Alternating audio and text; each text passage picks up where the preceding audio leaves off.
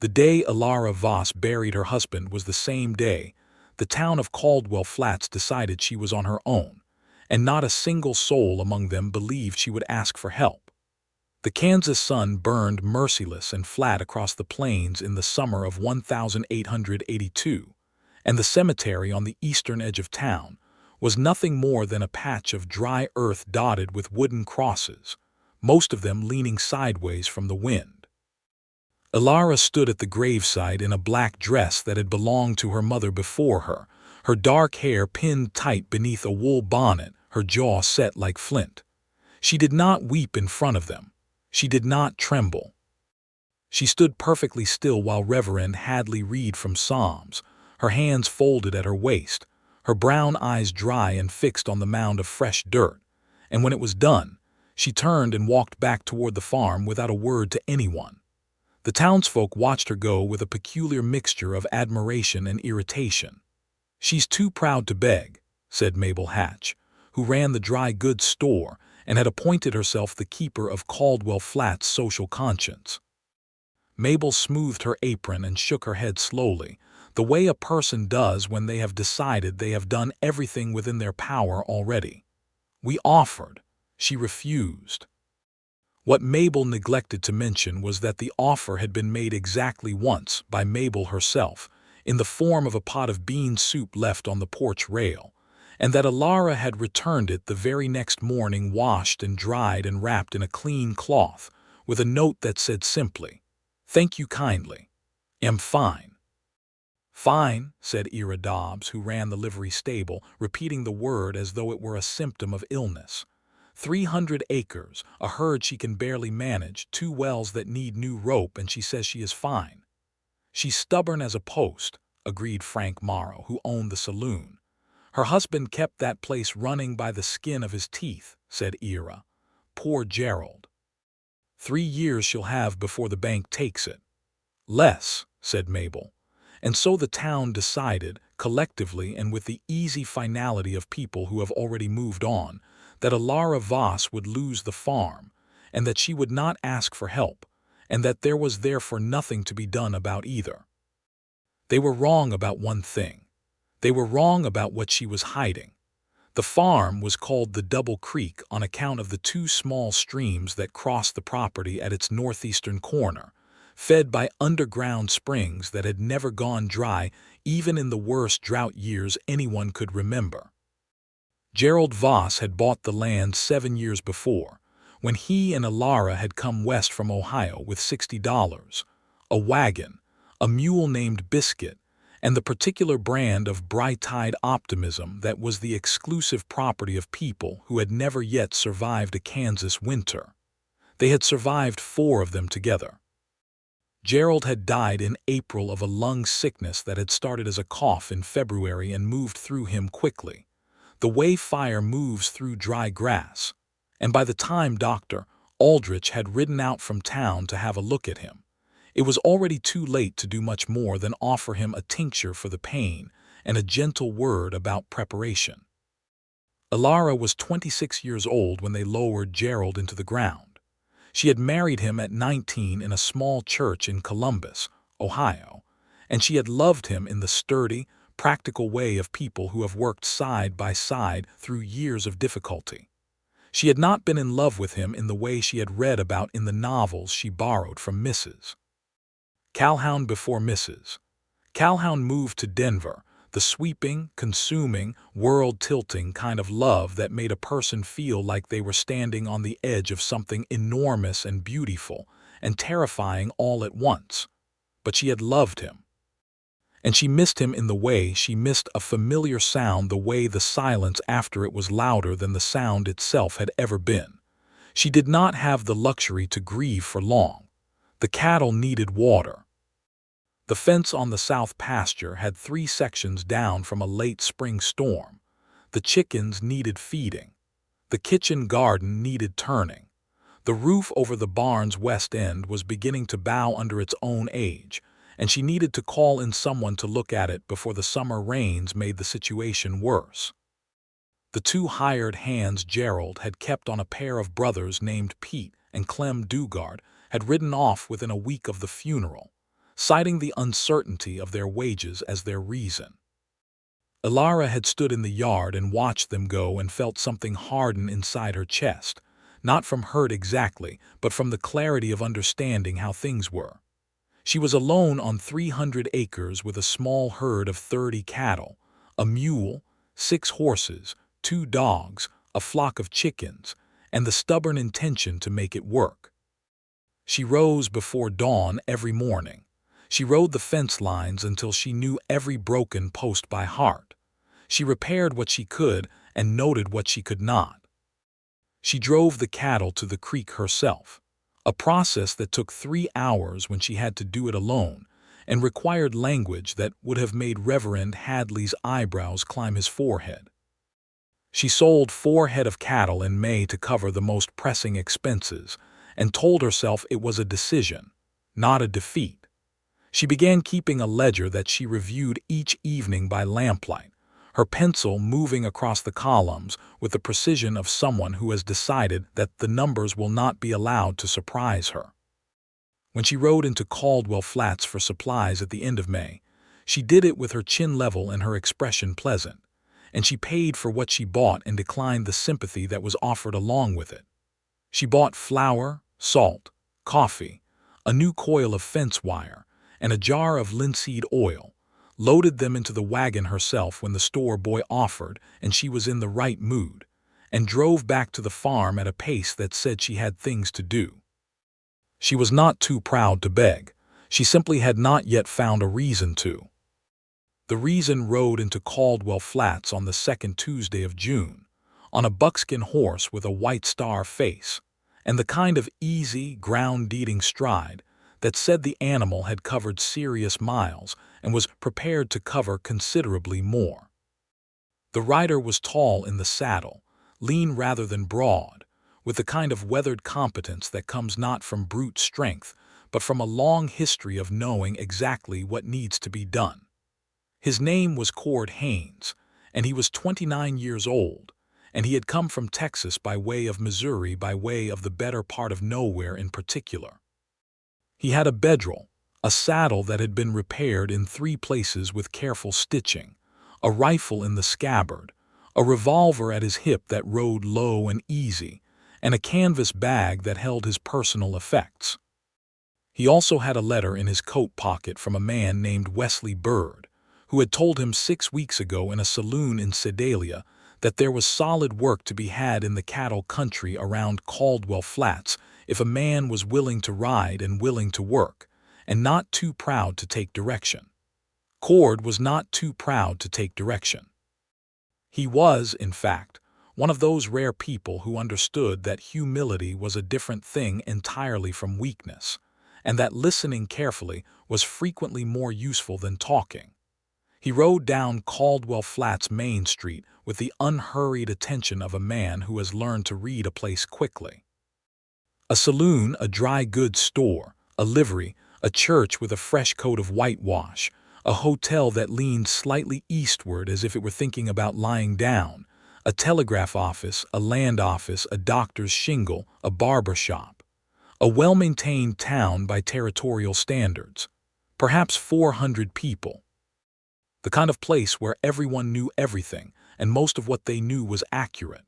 He tied up at the livery first, because a man who takes care of his horse before himself is a man who understands what genuinely matters.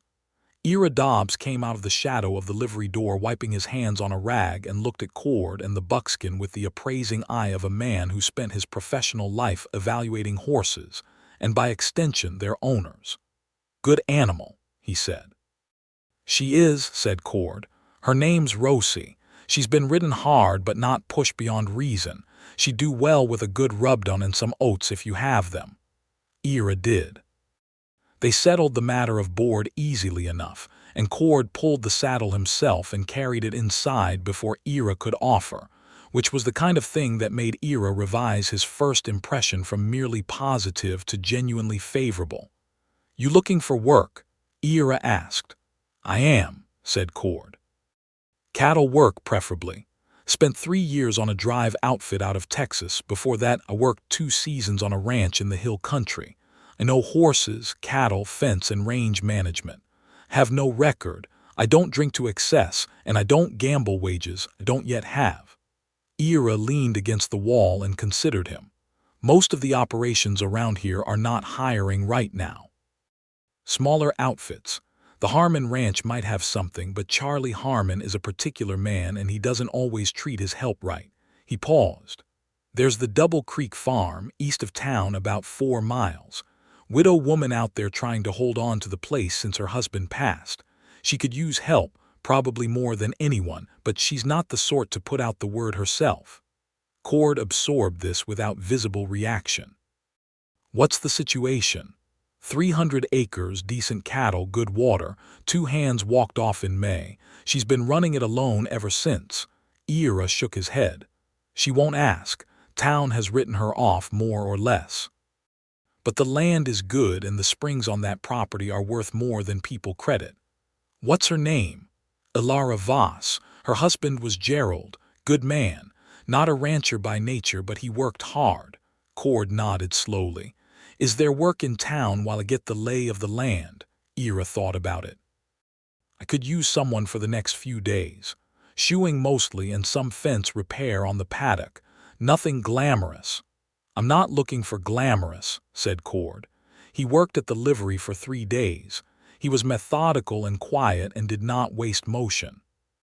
He spoke when he had something to say and did not when he did not, which was a quality that Elara came to appreciate profoundly by the afternoon of the first day.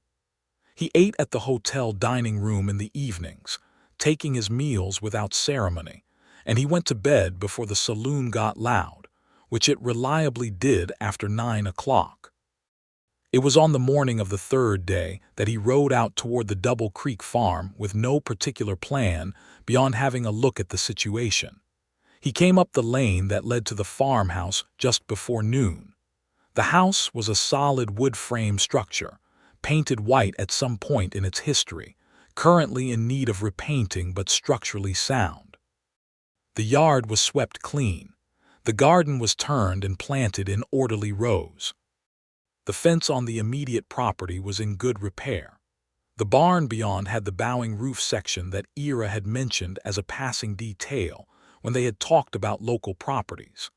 A woman was on the south fence line, visible from the lane, working on a section of wire with the focused determination of someone who has not been doing this long enough to make it easy, but has been doing it long enough to understand there is no alternative to getting it done. Cord reined in Rosie at the gate and called out before he opened it, because riding onto another person's property uninvited was a particular kind of rudeness that he had no intention of committing. "Hello, the farm," he said, loud enough to carry. Elara straightened up from the fence wire and turned. She had a pair of leather gloves on, a working apron over her dress, and she was holding a pair of wire pliers in a grip that suggested she had recently been wrestling with a particularly uncooperative section of fencing. There was a streak of dust along her jaw and her bonnet had shifted slightly to the left. Her expression was not welcoming exactly, but it was not hostile either. It was the expression of a person who is occupied and would like to know the purpose of your visit before deciding how to feel about it. "This is the Double Creek," she said. "Can I help you?" "I hope so," said Cord. "And I hope I can help you. My name is Cord Haines. I've been doing livery work in town for Elara Dobbs the past few days." He mentioned your situation. Something shifted in her expression. Not hostility, but a particular kind of wariness that had pride at its core. "Did he?" she said. "He did. I'm not here to offer charity, Mrs. Voss. I'm looking for steady work, and I heard the Double Creek might be a place where a man who knows cattle and range could be useful. Thought I'd ride out and ask directly rather than have someone ask for me." The wariness was still there, but there was also behind it the look of someone who had been carrying something heavy for long enough that the acknowledgement of it from an unexpected quarter was briefly, involuntarily, almost a relief. "Can't pay full wages right now," she said. "Won't pretend otherwise. The books are tight." "What can you pay?" She named a figure. It was low, not insultingly so, but genuinely modest. Cord considered it for a moment. "I'll take that with room and board included if that suits you. I have a bunkhouse behind the barn. It's not elaborate. I don't require elaborate." She studied him for a moment. "You should know that I run this farm. My decisions are final. I don't require someone to manage things on my behalf. I require someone to do work on my behalf. If that distinction matters to you, now is the time to say so." Cord felt the corner of his mouth move slightly towards something that might have been a smile. "The distinction is entirely clear to me, Mrs. Voss. Where would you like me to start?" She looked at the fence wire in her hand, then back at him. "Can you finish this fence section?" "Can." "Then tie your horse and start there." She handed him the pliers without ceremony, tugged her gloves straighter, and went back to the barn to do the thing she had set aside to deal with his arrival. Cord dismounted, tied Rosie to the fence post with a loose loop so she could move her head, and got to work on the fence. He finished the section in 40 minutes. She came back to check on it, tested it with her hands in the way of someone who knows what good fence work looks like, and said nothing more than a brief, clipped nod. But it was the nod of someone who recognized competence when she saw it, and it was worth considerably more than effusive praise from a person who did not know the difference. He moved into the bunkhouse that afternoon. It was small and spare. A cot, a washstand, a peg for his coat, a small iron stove with a stack of wood beside it. Clean, no frills. He had slept in far worse circumstances and had no complaints. The first week was almost entirely practical. Cord rode the fence lines and completed a full accounting of what needed repair and in what order of priority. He assessed the cattle, all 30 of them, and gave Elara a straightforward report on what he found. One heifer with a lame foreleg that needed attention, one steer with the beginnings of pink eye, the rest in reasonable condition. He shored up the barn roof before the rain came on the 5th day, using lumber from the barn's own pile that had been stacked and weathering for at least 2 seasons, which made it ready to use and saved the expense of new material. He cleared a blockage in the secondary well that had been reducing its output and got it flowing properly again. He did not overstep. He did not offer opinions on her decisions unless she asked for them. He asked questions when he needed information and fell silent when he did not. He ate the meals she left outside the bunkhouse door in the morning and evening, a strictly practical arrangement that she had established on his first day, noting that she would not be cooking separate meals and that she would leave a covered plate at the bunkhouse steps twice daily, and he washed his own dishes and returned them to the step with the same reliability. The town noticed almost immediately. In a place the size of Caldwell Flats, a stranger working a property that everyone had already placed in the category of lost causes was significant enough to generate considerable comment. "She hired a drifter," said Mabel Hatch, in the tone of someone reporting an unfortunate development. "He's not exactly a drifter," said Elara, who felt some responsibility for the situation. "He's a competent man looking for work. He came with references, he worked well here, and if he can help that woman hold on to her land, I fail to see the harm in it." "A woman alone out there with a man she doesn't know," said Mabel. "She's not alone out there," said Elara. "She's running a farm out there. There is a difference." Mabel was not satisfied with this distinction, but could not immediately identify why, which was perhaps why she let the subject drop for the moment and returned to it in subsequent conversations with other people over the following several days. Elara was aware of what the town was saying. She was aware because she had lived in Caldwell Flats for 4 years, and she knew how information traveled there, which was rapidly and with embellishment. She was also aware that there was nothing to be done about it except to conduct herself with the same steady, straightforward decency that she had always conducted herself with, and to trust that the people who mattered would see clearly enough. She was also, gradually, becoming aware of Cord Haines in a way that she had not expected. It began simply enough. She noticed that he was where he said he would be when he said he would be there. In her experience, this was not as universal a quality as one might hope. Gerald had been reliable in the broad strokes but imprecise in the specific, the sort of man who would definitely fix the fence today, just perhaps not in the morning. Cord fixed the fence in the morning if he said he would fix it in the morning. She noticed that he observed things carefully. He had spotted the lame heifer on his second day, before she had noticed it herself, and had mentioned it to her without any inflection that suggested this was a failure on her part. He had simply said, "The white-faced heifer on the north side of the herd is favoring her left foreleg. Thought you'd want to know," and had waited while she had a look and then had gone about his work when she confirmed she had seen it. She noticed that he worked with a quality of attention that she found difficult to define but recognized as rare. He was not rushing. He was not dawdling. He was simply fully present in whatever task he was doing, as if the task itself had his complete interest, which she supposed it must. She noticed that he did not talk about himself unless asked, but that when he answered a direct question, he answered it honestly and without evasion. She noticed, though she would not have admitted it immediately even to herself, that he was a handsome man in the unpretentious way of someone who is entirely unaware of it, with gray eyes that were lighter than she had first thought, and a jawline that was usually shadowed with the kind of scruff that accumulated when a man was too busy working to shave on any kind of schedule. She pushed that last observation away firmly. It was at the end of the second week that they had their first real conversation. She had been working late in the kitchen going over the ledger, and she had stepped outside for air because the numbers were beginning to blur and the lamp was making her head ache, and she found Cord sitting on the top step of the bunkhouse porch in the cooling dark, a cup of coffee in his hands, looking up at the enormous Kansas sky. She stood in the yard between the house and the bunkhouse and she said, "How are you finding the work?" Because that was a reasonable thing to say to a person who had been working on your farm for 2 weeks.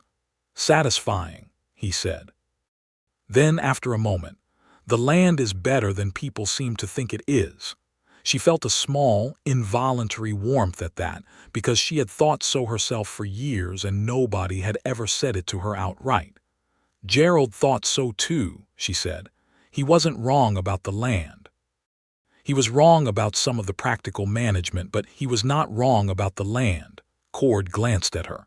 "You know what he was wrong about specifically?" "I know," she said. "I knew at the time. Just didn't always say so. He was a proud man in his own way, and some things didn't benefit from being said aloud." There was a brief silence, and in it she felt the slight surprise of having said something more personal than she had intended to a man she had known for 2 weeks. "I imagine that was its own kind of difficult," Cord said, and his voice was so genuinely even, so absent of judgment in any direction, that she found herself saying something she had not planned to say. "It was. But he was a good man. He tried. That counts for something." "It counts for a great deal," said Cord. She looked up at the sky, which was magnificent tonight, the Milky Way arching above them in a density of stars that the Ohio sky she had grown up under had never offered. The Kansas sky was, in her experience, one of the few things in this country that genuinely exceeded expectation. "Where are you from?" she asked. "West Texas originally," he said. "Though I've been moving long enough that I don't know exactly what I'd call home right now." "Is that by choice?" He considered the question seriously. "Partly.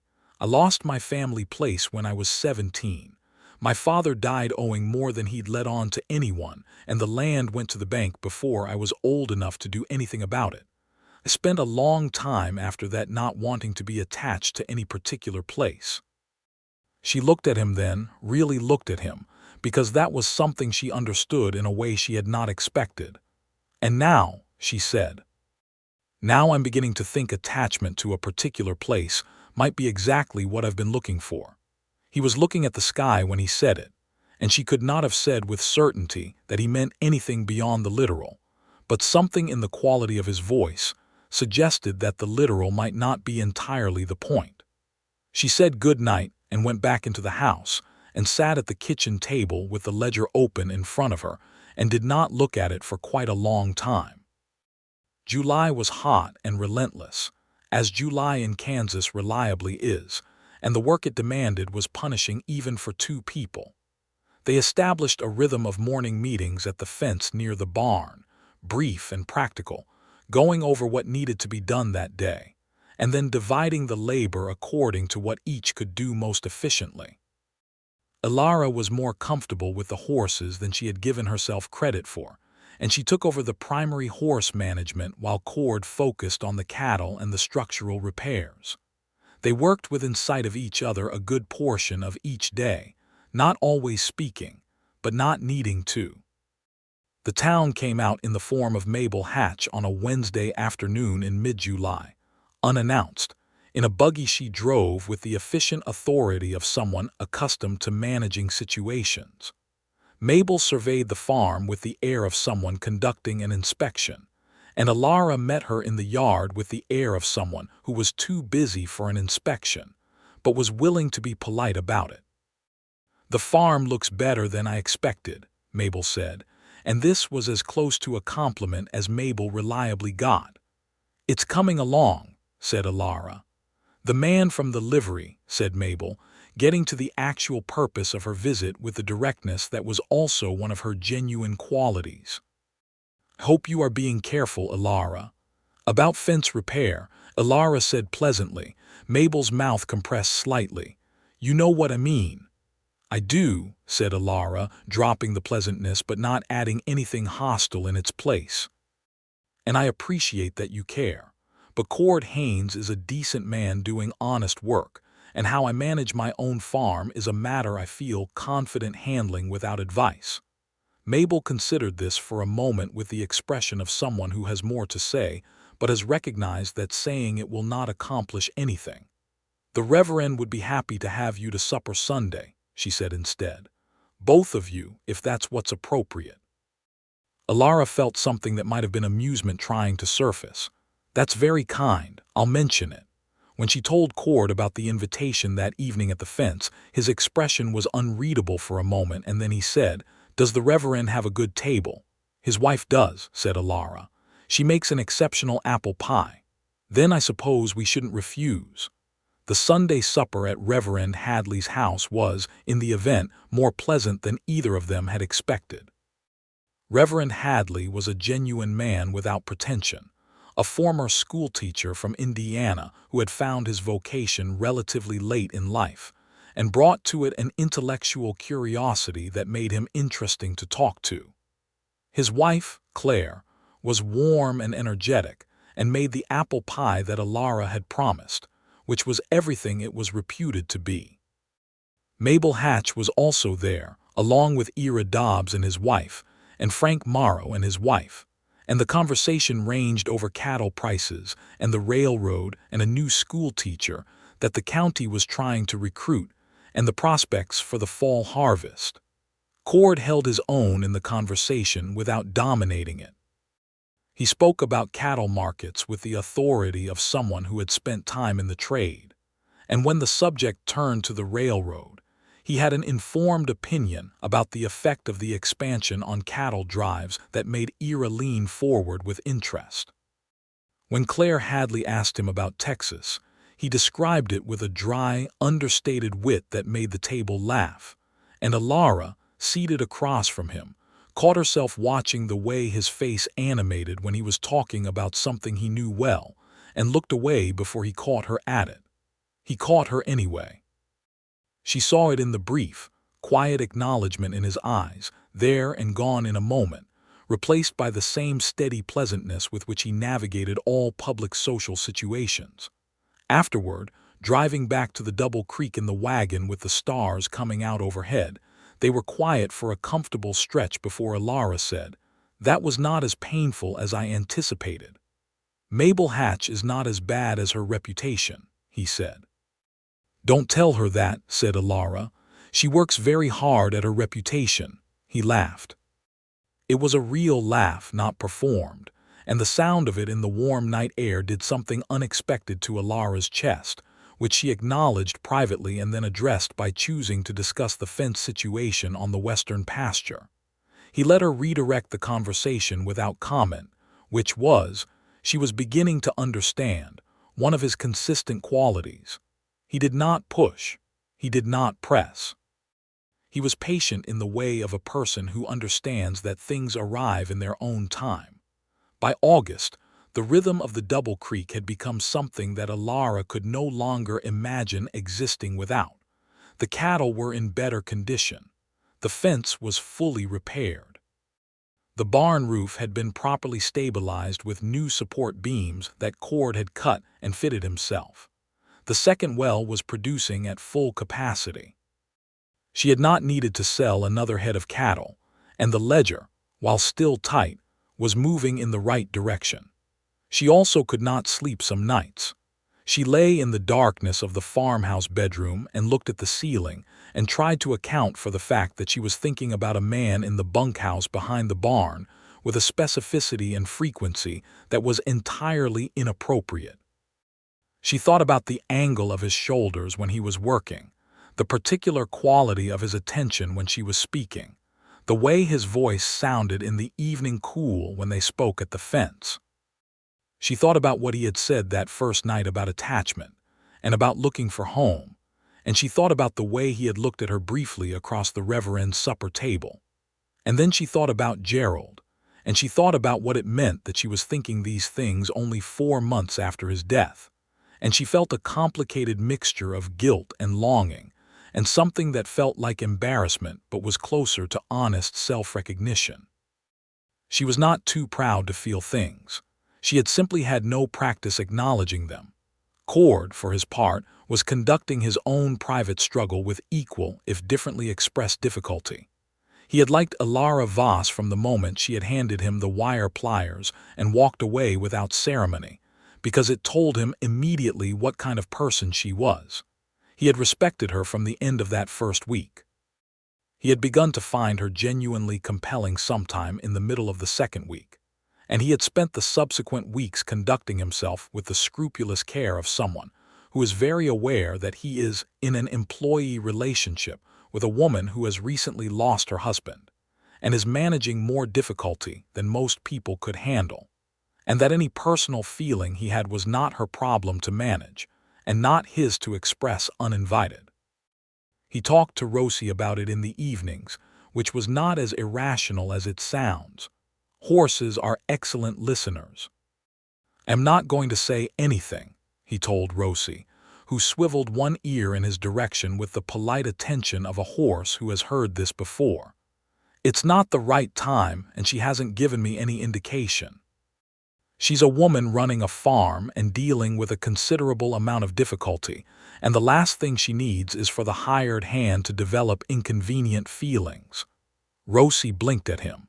"I'm fully aware that I am discussing this with a horse," he said. "I'm choosing not to examine that too closely." The situation altered in the last week of August in the form of a man named Dale Curran, who arrived at the Double Creek on a Thursday morning, while Cord was on the east pasture checking on a section of fence that had looked suspicious during the previous day's inspection. Elara was in the yard when Curran rode up, and she had the immediate reading of him that came from having spent the last several months sharpening her instincts about which visitors required straightforward management. Curran was a land agent. He represented the Caldwell County Land and Development Company, which was itself a recent establishment with connections to railroad money that had been moving into the territory quietly for the better part of the past year, buying up properties that were struggling, consolidating them, and eventually flipping them to the railroad in lots large enough to be profitable. He was pleasant enough in his surface presentation. He was well dressed by frontier standards, clean-shaved, with the particular kind of smile that is practiced enough to have become automatic. "Mrs. Voss," he said, "I'm sure you're aware that the current land market in this county is quite favorable for sellers. The company I represent is very interested in properties with water access, which yours most certainly has. The Double Creek is not for sale, said Elara. He continued as if she had not spoken, which was a particular quality of his that she took note of immediately. We're offering above market rate for properties in this part of the county. Given your current circumstances, I thought it only kind to bring the opportunity to your attention. Given my current circumstances, Elara repeated, and something in her tone was quiet and flat in a way that most perceptive people would have recognized as a significant warning. Curran was not, it seemed, a particularly perceptive person. A woman on her own managing this size of operation, he said. It's a great deal. The offer I can make to you today would set you up very comfortably, Mrs. Voss, quite comfortably. The Double Creek is not for sale, Elara said again, in exactly the same voice. I will ask you to leave now. Curran held the smile a moment longer. I hope you'll reconsider. I'll be in town at the hotel through the weekend. He turned his horse. Cord had come back from the east pasture and was visible at the edge of the yard by this point. He had arrived quietly enough that Curran had not registered him during the conversation, and he stood now with Rosie's reins in his hand, watching Curran ride back down the lane with the expression of a man who has seen this particular type of person before and has formed a clear and specific opinion about them. Elara turned and saw him. "How long have you been standing there?" she said. "Long enough," he said. Land agent, he'll come back." "I know he will," she said, "and the answer will be the same." She met his eyes briefly. "I'm not selling this land." "No," said Cord, "I wouldn't expect you to." The directness of his confidence in her, the simple, uncaveated conviction with which he said it, did something to the tight thing in her chest that she had been carrying since February. It did not dissolve it, but it made it, for a moment, considerably lighter. Curran came back on Saturday, as Cord had predicted. This time he arrived when Cord was in the yard, which Cord had arranged by staying close to the house that morning in a way that could not be described as interfering, because he was genuinely doing work that needed doing in the yard, but that was also not entirely coincidental. Elara came out of the house when she heard the horse and took in Curran and then Cord in the same scan, and she said to Curran, "I said no, Mr. Curran. That has not changed. It will not change." Curran looked at Cord with a recalibrated expression. "I see you have hired help now." "I do," said Elara. "Good day, Mr. Curran." He rode away. They watched him go. Then Cord went back to the work he had been doing, and Elara went back into the house, and neither of them spoke about it directly, but something had been established between them in those few minutes that was quieter and more solid than anything they had previously said aloud. The nights were beginning to cool by September, the first edge of autumn sliding in under the heat. Elara had begun sitting on the porch in the evenings with her coffee, which she had always done, but she had begun doing it later, after the ledger work, which meant that she frequently encountered Cord sitting on the bunkhouse step with his own coffee. They began talking. Not about the farm, or not only about the farm. They talked about other things. She told him about Ohio, about the way the light looked different there, greener and closer than the open sky of Kansas.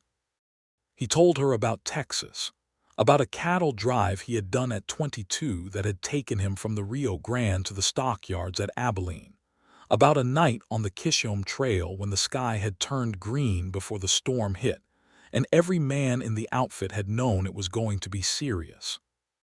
She told him about her parents, her father a carpenter, her mother a schoolteacher who had read to her every evening from whatever she could get her hands on.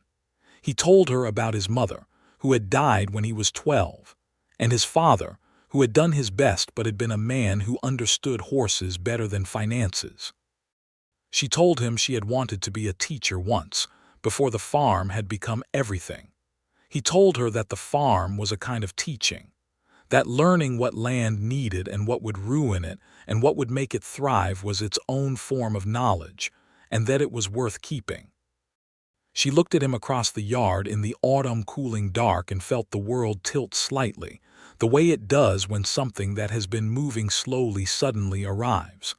"I don't know what I would have done without your help this summer," she said, which was the most direct acknowledgment she had offered. "You would have managed," he said. "You're that kind of person." "I'm not sure of that." "I am," he said simply. She thought about what it meant that this was the most deeply believed thing anyone had said to her in years, and that it was being said by a man she had known for less than 3 months, and that it felt more true than she knew what to do with. She said, "Cord," and then she stopped because she was not certain what came after it. He waited. He was very good at waiting. "I want to say something," she said, "and I need to say it correctly, so bear with me." She put her coffee cup down on the porch rail and looked at her hands and then looked at him. "I'm aware that I have been difficult. I'm aware that my way of operating does not invite things easily. Gerald used to say that asking me for help was like asking a post fence to dance, which is not a flattering image but is, I think, accurate." The ghost of a smile crossed Cord's face. "I'm aware that you have been patient in a way that goes considerably beyond the terms of employment," she continued. "And I want to say that it hasn't gone unnoticed, that you haven't gone unnoticed." She paused. "Think you understand what I mean?" "I do," he said. "And I don't know what to do with that entirely," she said, "because it is a complicated time and a complicated situation and I have not had experience in navigating this kind of thing.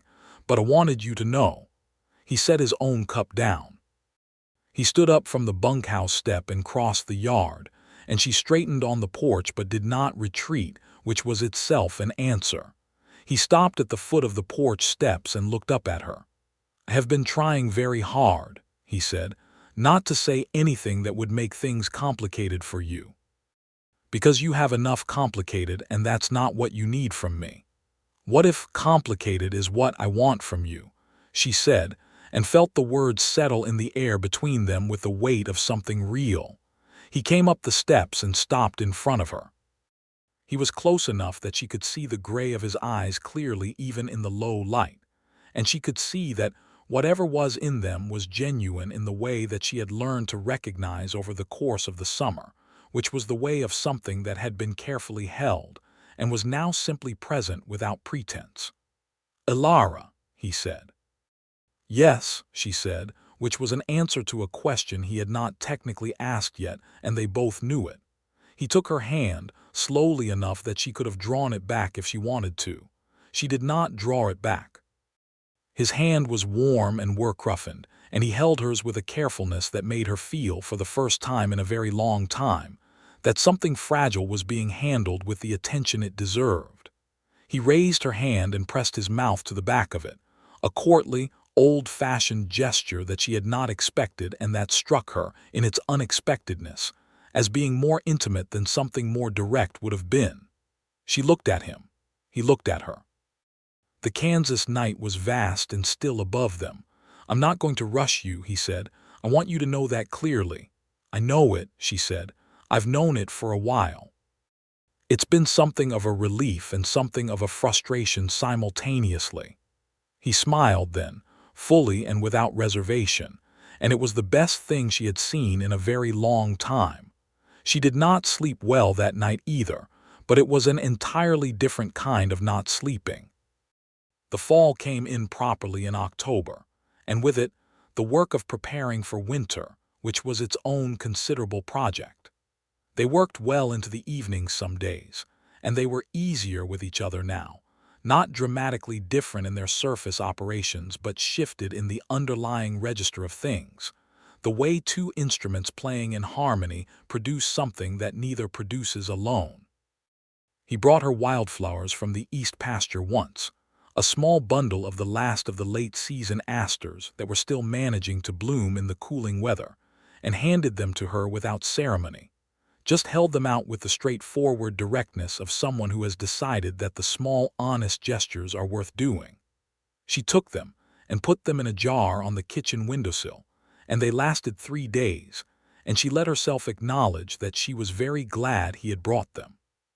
She kissed him for the first time at the end of October, which she had decided in her own private deliberations was a decision she was making, not one she was falling into, and that distinction mattered to her.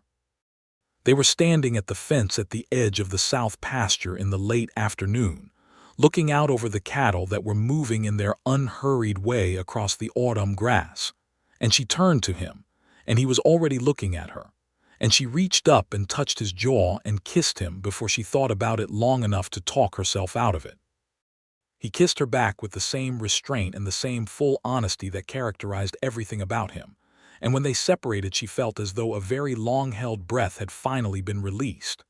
"Well," she said, which was not her most eloquent moment. "Well," he agreed, and his voice was not as steady as usual, which was its own kind of wonderful information. They told no one, which in Caldwell Flats meant it was a matter of public knowledge within approximately 10 days, because Mrs. Giddings, whose property abutted the road into the Double Creek, had observed their manner with each other on 2 separate occasions when she had driven past on her way to and from town, and had found the matter interesting enough to mention. Mabel Hatch arrived at the Double Creek on a bright November morning with an expression that was trying to be concerned, but that had a note of something else in it that was less easy to identify. Triumph, perhaps. The satisfaction of someone whose predictions have been vindicated in a way that is complicated by the fact that the prediction was negative. "I hope you are being careful," she said to Elara, which was what she had said in July, which suggested that her conversation was running in a limited range on the subject. "I'm always careful," said Elara. "That is one of my consistent qualities." "He's only been here since June," said Mabel. "He has," agreed Elara. "You don't know him well enough." "I know him better than you might think," said Elara. "I've worked alongside him for 5 months. I know what he does when things go wrong and when things go right, and when he's tired and when he's frustrated, and how he makes decisions and what he values. That is not an inconsiderable education in a person's character." Mabel looked at her for a long moment. "You've made up your mind," she said, which was not precisely a question. "I'm working on it," said Elara honestly. "But yes, broadly speaking." There was a pause, and then Mabel did something that Elara had not expected. She sat down in the porch chair that Elara had gestured toward, and she folded her hands in her lap and she said, "I was married before I was married to Harold." "You don't know that. Most people don't. My first husband died in the war in '64 at the Wilderness. I was 22. She paused. "I waited 7 years before I married Harold because I was afraid of what people would think if I didn't." Elara was quiet. "I wasted 5 of those years," said Mabel. "The first 2 were genuine grief and I needed them. The other 5 were pride and fear." She stood up. "I'm not saying you are doing anything wrong. I'm saying I wasted 5 years being too afraid of what people thought, and I don't recommend it." She straightened her coat. "He seems like a solid man. Ira thinks well of him, and Ira is not a fool."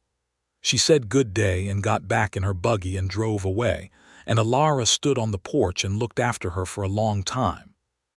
She went into the house and sat at the kitchen table and thought about what it meant to make a decision from pride, and what it meant to make one from honest clarity. And she spent the rest of the afternoon working very quietly on her own understanding of the difference. She found Cord in the barn at the end of the afternoon, tending to the horses in the last light that came through the west-facing boards. She stood in the barn doorway for a moment and watched him move among the horses with that patient, unhurried quality he brought to everything, and she felt a certainty about him that was so unadorned and clear that it was almost startling in its simplicity. "Cord," she said. He looked up. "I want to say something to you," she said, "and I want to say it directly because I've been running somewhat short of direct communication on personal matters recently, and I think we are both too old for indirection." "You are 26, he said. "I am 29. "Old enough to know better," she said. "I love you. I want to be clear about that because I think it's important to say clearly, and because I think you deserve to hear it stated as a fact and not as something I am edging around." She paused. "I realize this is somewhat abrupt." He had gone still among the horses, perfectly still, and he was looking at her with an expression that she could not entirely read, but that had in it something that was large and genuine and very well held. "I love you too," he said. "Have been trying to figure out the right time to say it. Didn't want to say it too soon and overwhelm you." "You have been," she said, "remarkably patient." "I have," he agreed, "been remarkably patient." They looked at each other across the barn in the late afternoon light, and then he crossed to her and took her face in his hands with the same carefulness he brought to everything that needed handling with attention and honesty, and kissed her properly. He asked her to marry him in December, on a Sunday afternoon, when the first light snow of the season was dusting the Kansas plains, and the Double Creek farm looked clean and still under it. He did not kneel, because the ground was frozen, and kneeling in the frozen mud struck both of them as unnecessarily theatrical. He stood in the yard and held both her hands and asked her with the same direct simplicity he brought to everything. She said yes before he had completely finished the sentence, which made him smile the full, unguarded smile that she had fallen in love with sometime around early August without precisely knowing when. She said, "I want to be married here on the farm." "Not in the church," he said. "Whatever you want," she said, "and I want it to be soon. Don't see any reason to make it elaborate," he said. "Neither do I." They were married on the second Saturday of January, 1883, in the yard of the Double Creek farm, with Reverend Hadley presiding, and a small gathering of people who had been invited specifically and not just assumed. Ira Dobbs and his wife were there. Claire Hadley stood beside Reverend Hadley. Mabel Hatch came in her good coat with her husband Harold, and she was the only person who wept, which she denied afterward with an expression that dared anyone to contradict her. Elara wore a dress that had been her mother's, a deep green wool that she had carried west from Ohio in the bottom of a trunk, and had not yet had occasion to wear. It was not a wedding dress in the conventional sense, but it was a beautiful dress, and she wore it with her hair down, which she almost never did, and Cord saw her come around the corner of the house toward where he stood with Reverend Hadley, and felt the world settle around him into a shape that was exactly right. They said their vows in the cold January air with a steadiness and a seriousness that made the small gathered group feel the weight of it. When Reverend Hadley pronounced them married, Cord kissed his wife with a gentleness and a certainty that made Claire Hadley put her hand briefly to her heart. Afterward there was a simple wedding supper at the Hadleys' house, because Claire had insisted on providing it, and Elara had recognized that declining this particular offer was unnecessary. There was roasted beef and roasted potatoes, and the last of the autumn squash and 2 apple pies, and the conversation was warm and easy and good. And when Cord and Elara drove home to the Double Creek under the enormous winter stars, they were quiet in the way of people who have said everything important and are simply present with it now. Spring came to the Double Creek with the particular generosity of a Kansas spring that does not disappoint. The grass came in on the pastures lush and strong, fed by the underground springs that made the land what it was.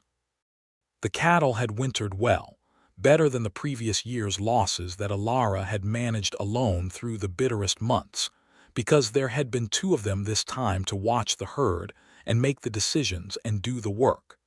They began to build the farm with intention that spring, not merely maintaining what existed but improving it. Cord broke new ground on the northeast section, expanding the kitchen garden to a scale that could produce genuine surpluses, some of which they could sell at market.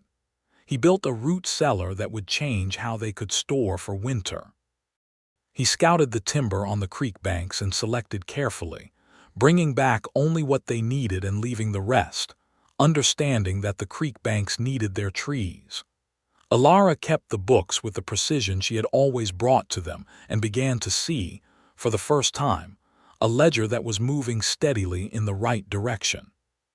She wrote to a seed company in Missouri and ordered varieties they hadn't tried before, researching carefully what would do best in their specific soil.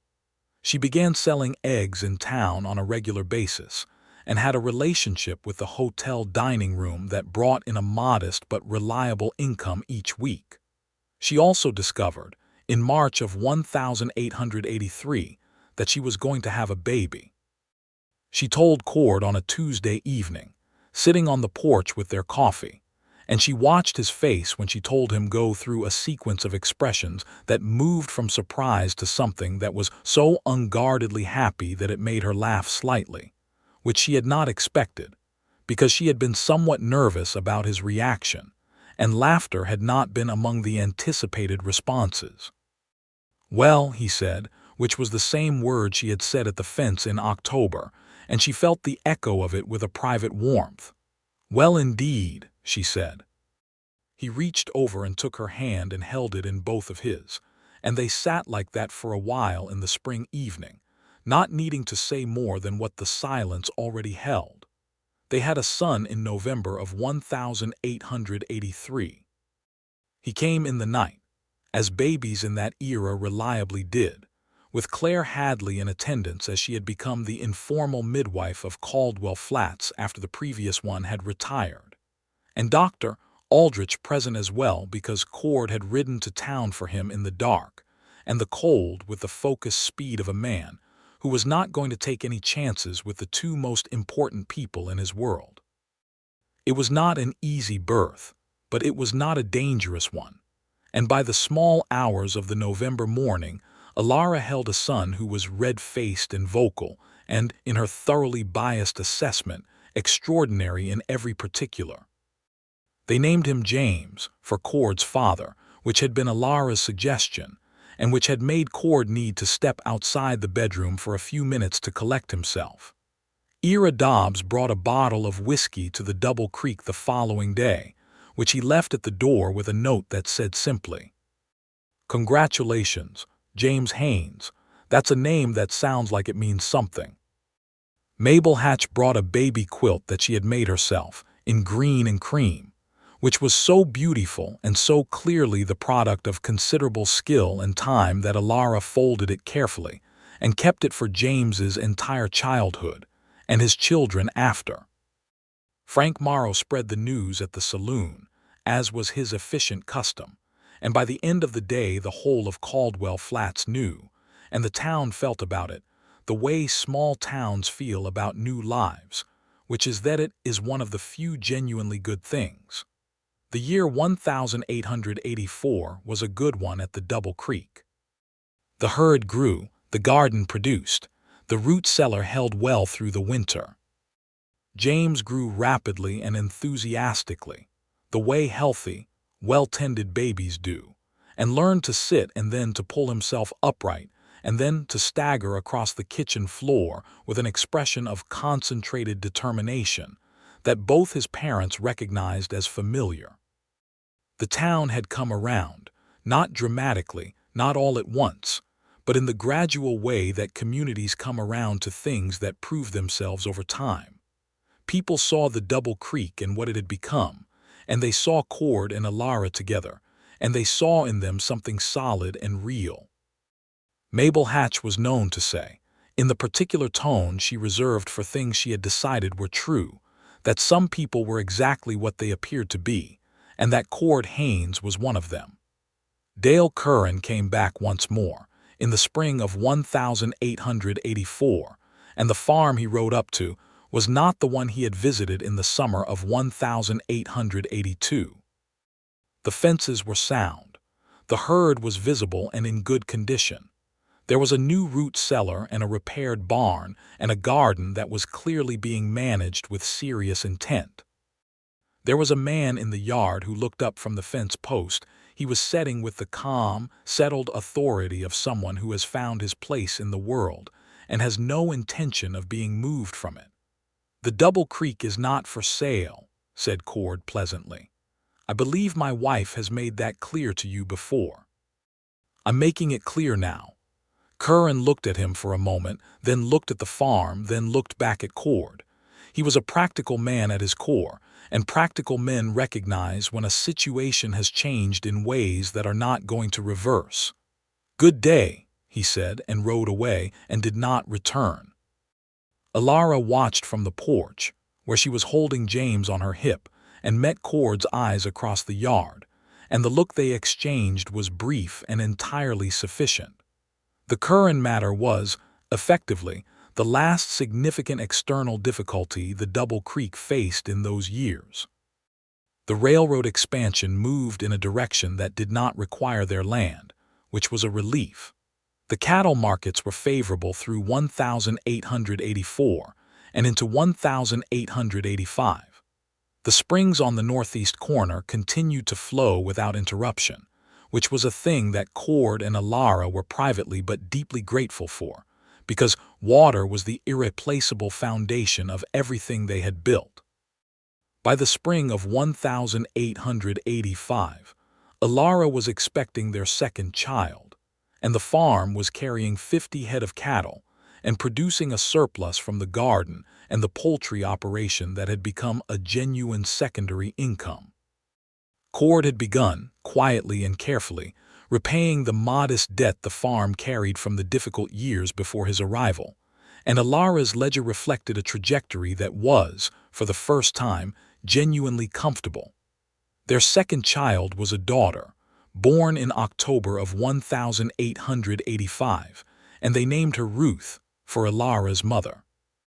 She came into the world with her mother's dark hair and her father's gray eyes, and James, who was almost 2 and had strong opinions about most things, inspected her with the solemnity of someone conducting an important review, and then declared in his limited but enthusiastic vocabulary that she was good, which she was.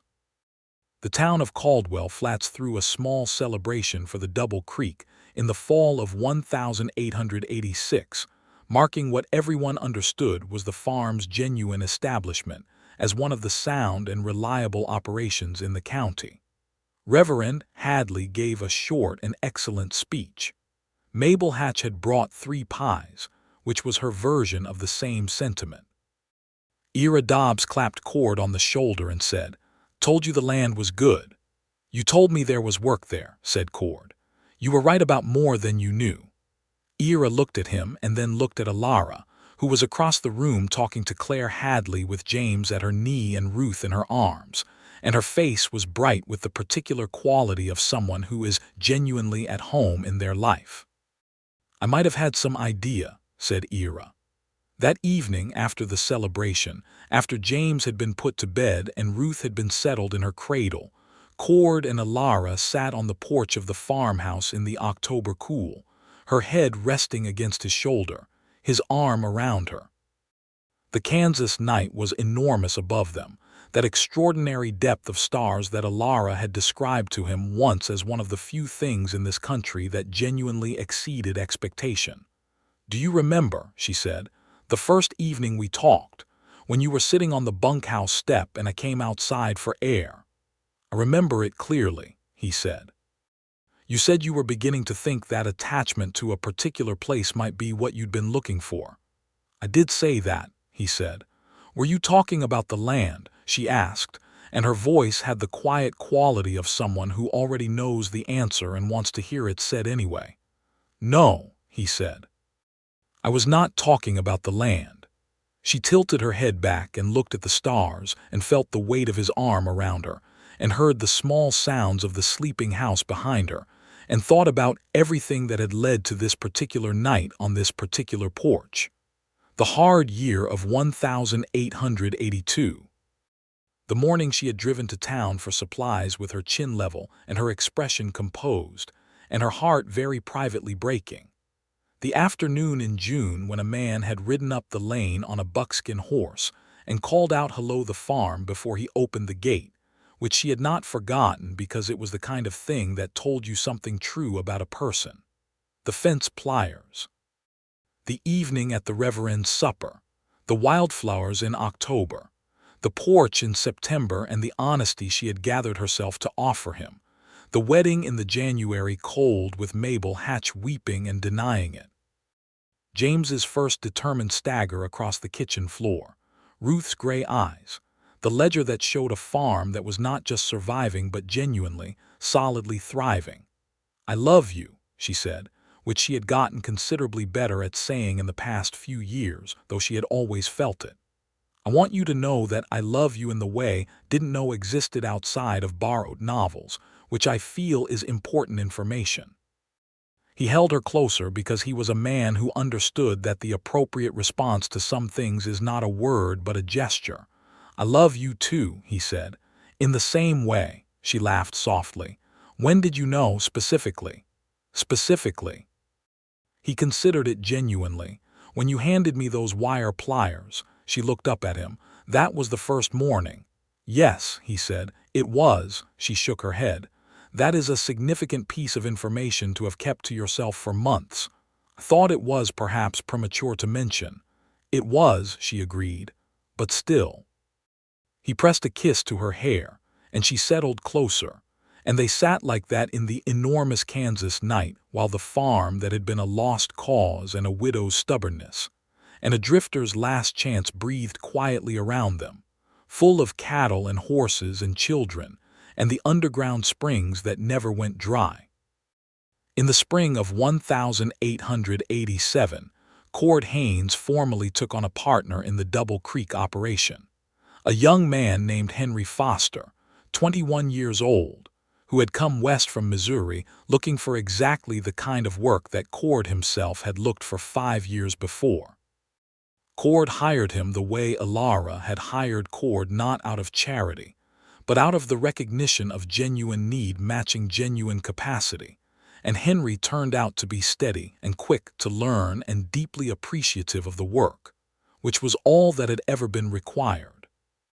With Henry's help, they expanded the herd to 70 head by the end of that year, and Cord began looking at the possibility of buying an additional 80 acres that abutted the Double Creek on the south, which would give them room to grow in a way that felt sustainable rather than precarious.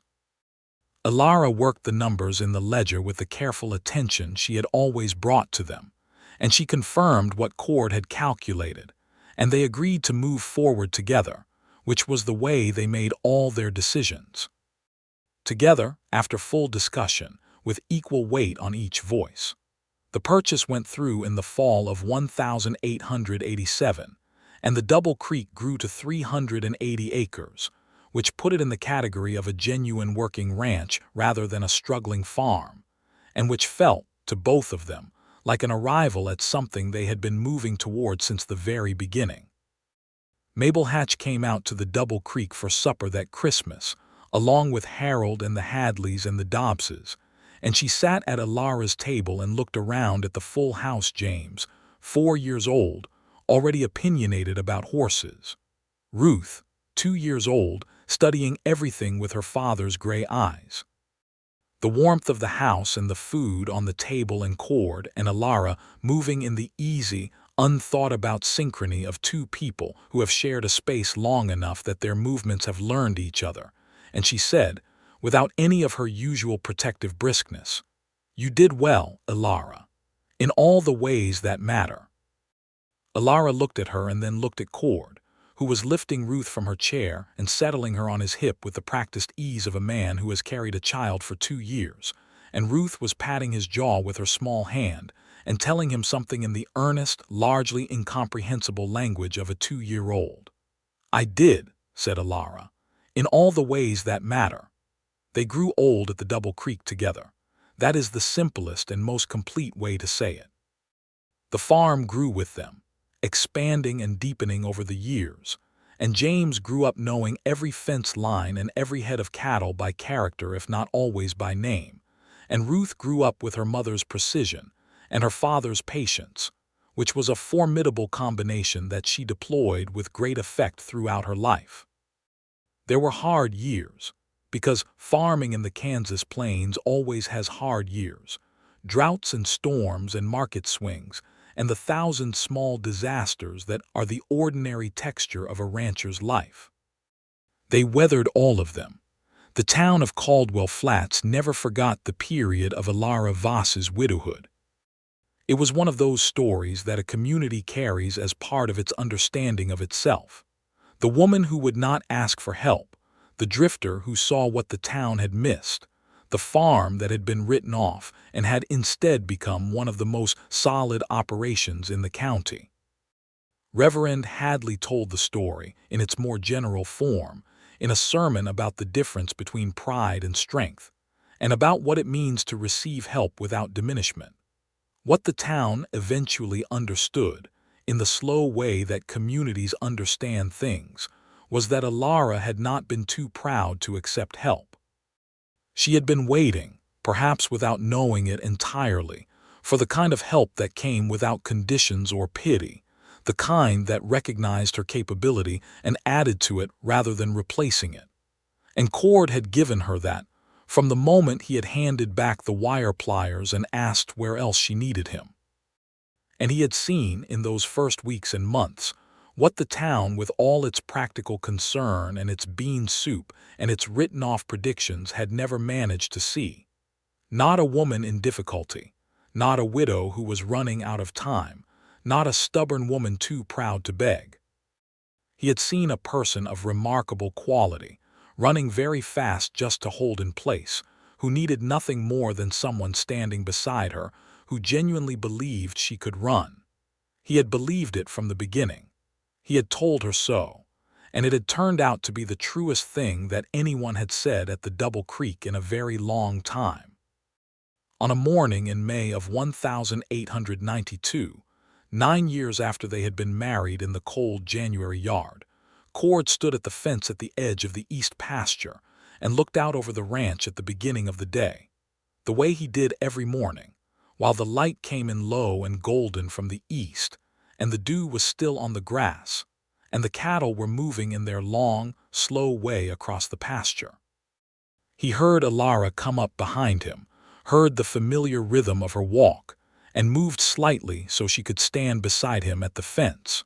She put her arm through his and leaned against him, and they looked out over the Double Creek together in the morning light. The grass was extraordinary this spring, lush from a mild winter and a wet April. The herd was in the best condition it had been in years.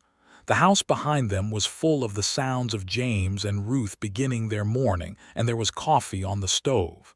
"It's a good day," she said. "It is," he said. "They mostly are." She looked up at him and he looked down at her, and they had at that moment the particular ease of two people who have known each other long enough that they know every version of the other person's face and still find it interesting. The ease was deep and warm and entirely real. "You know what I was thinking about," she said. "Tell me." "The wire pliers," she said. "I was thinking about the day I handed you the wire pliers." He smiled, the full, unguarded smile. "So was I," he said. She shook her head. "You couldn't have been." "Was," he said. "Think about it fairly often. It was a very significant pair of pliers." She laughed, and the sound of it carried across the morning pasture, and the cattle lifted their heads briefly and then returned to their grazing, because laughter at the Double Creek was a frequent enough sound that it no longer startled anyone. Not the horses, not the dogs, not the cattle, not Henry Foster, who was already visible at the far end of the north fence, not James, who had learned to wake early and was beginning to take on the morning work with the focused competence of a boy becoming a man, not little Ruth, who would be up soon and would have opinions about breakfast. The Double Creek spread around them in the May morning, green and solid and permanent in the way of things that have been properly loved and properly tended. The two streams crossed in the northeast corner, fed by the underground springs that never went dry. The grass that had impressed Cord from his very first morning was as good as it had ever been. The fence that Elara had been wrestling with on the day he rode up the lane was long since replaced, twice over, and the current fence was his best work. He had found his place. She had found her complement, the person whose presence beside her made her feel not smaller but larger, not diminished but extended. They had built something together out of a struggling farm and a pair of strangers, and a summer of careful, honest, patient attention. They had built it out of wire pliers and evening coffee and autumn kisses and January vows, and the particular courage of two people willing to say what was true to each other even when it was not easy.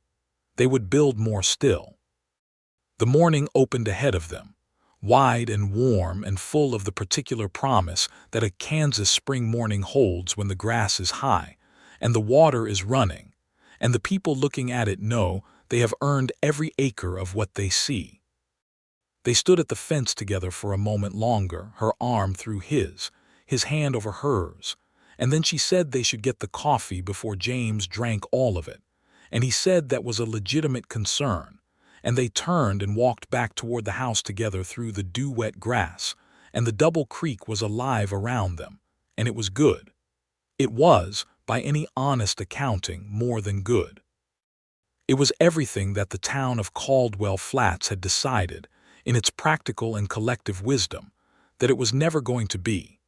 It was a home, fully and irreversibly a home, built by hands that had not known each other, and a love that had not existed yet. On the morning a buckskin horse came up a lane in June of 1882.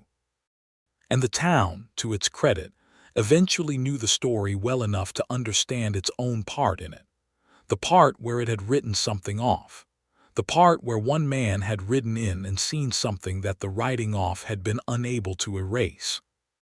The town told the story the way towns tell their best stories, repeatedly and with embellishment and with the slight adjustment of details that makes a true story more purely itself.